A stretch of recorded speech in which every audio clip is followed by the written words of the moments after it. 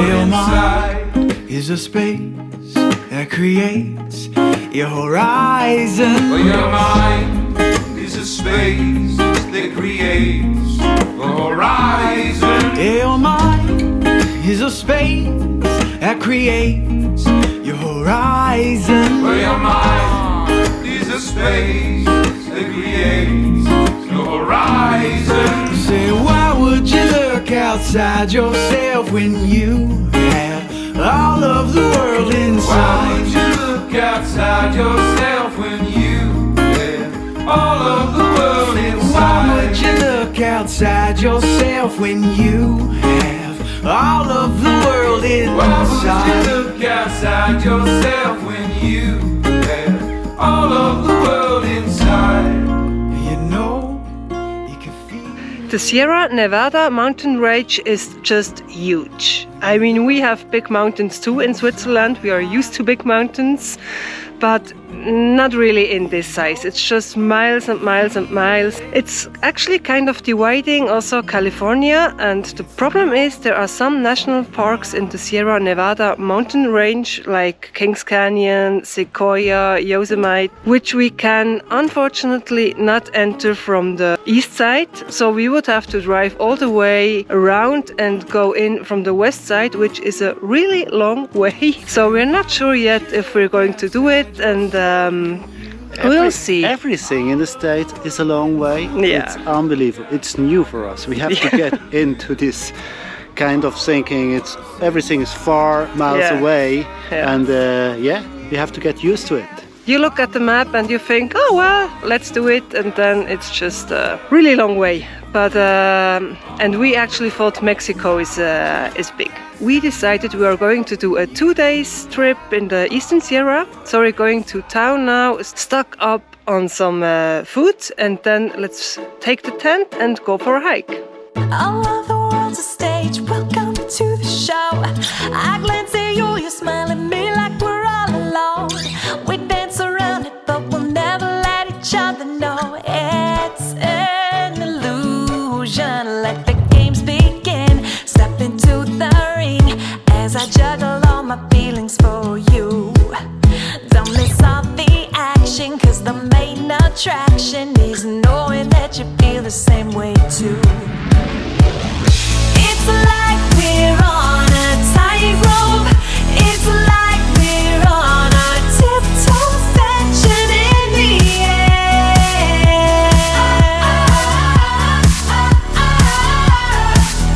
We're balancing together, slowly stepping towards each other, oh so unaware that we're on a tightrope.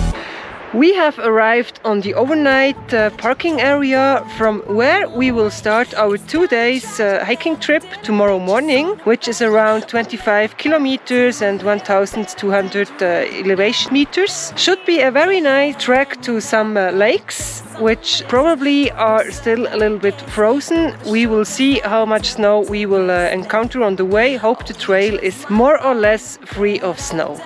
Today in Lone Pine we were stocking up on food, and so we should be ready from this side. And we also got some new gadgets. As it is our first overnight trip in the United States of America, we have to have a bear case.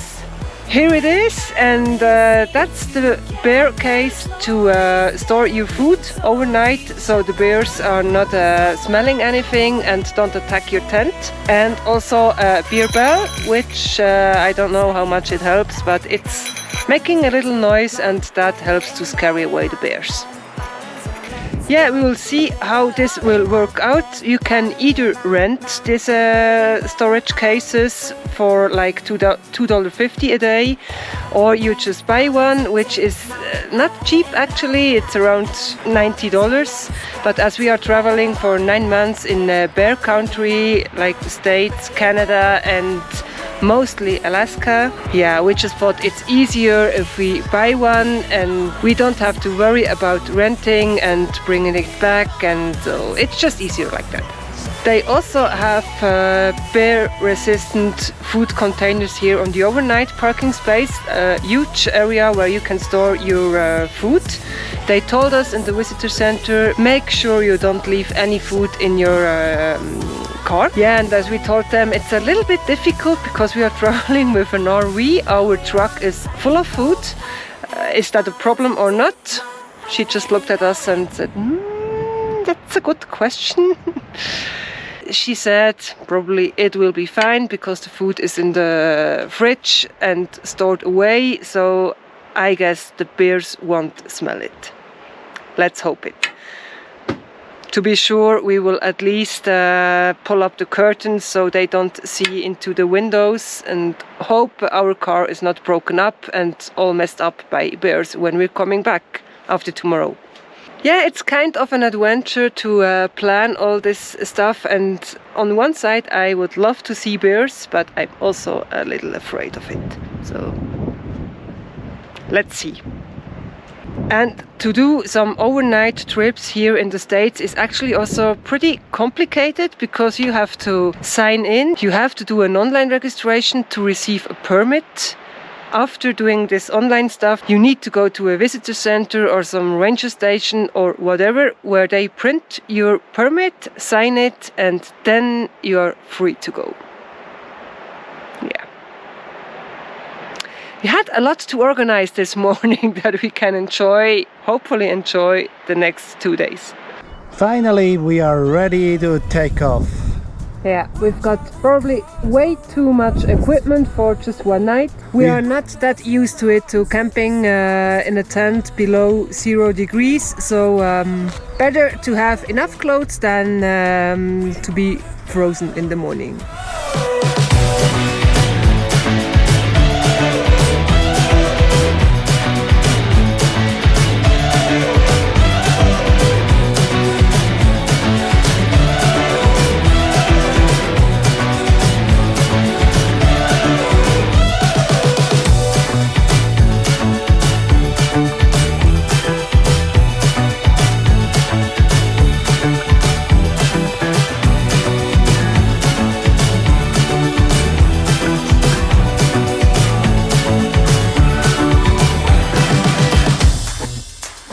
Driving cars on a Mars tonight. We're blasting off to the stars tonight. Finally, after 3 hours of hiking and 8 kilometers, we reached Lake One, which is still frozen but stunning view from here. Just 5 minutes after lake number 1, you reach lake number 2, which is partly melted and yeah, also very nice. But lake 1 is definitely more stunning. We are back at lake number 1, which is the nicest, and there are many options to pitch the tent. So we have found our place with a nice view and also a little bit sheltered from the wind. Still sunny, so I hope that will be the perfect spot for us. Looks so now, we will know in the morning. The tent is finally set up. It took us a while, but now everything is fine. We are ready for the night. But it's only 4 o'clock in the afternoon, so time for coffee and some cake.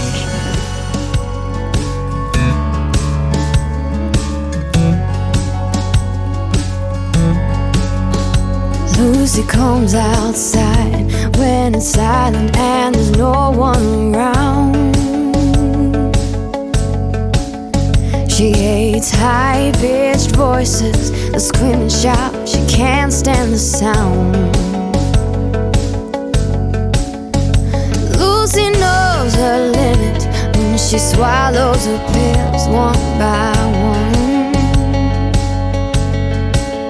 She loves the high. It's getting slowly, no, not slowly, it's getting a little cold by now. We're drinking one last tea and then probably going into the tent because it's just a little bit freezing and will be nice hopefully in the sleeping bag. It was a nice trip, but as it was our first trip in the States, we also have a couple of learnings for our next adventures, because we plan on doing more overnight trekking trips in the next couple of months in the States and Canada and also Alaska. One thing is we have taken way too much food, so the food we brought for one day would have lasted easily 3 days. We also have a very nice camp spot here, which is sheltered from the wind. That was important for us. But on the other hand, the sun is gone very early. We brought the tent this time, but we actually also have a single tent, a bivouac. But I am a little bit afraid that we would have too cold if we don't have the big tent, so I'm not sure. Maybe we'll try it next time. The hike we did was 12 kilometers, which is also a little bit short for an overnight trip. We knew that actually, but we just wanted to test our equipment, see how it goes, so we did it anyway.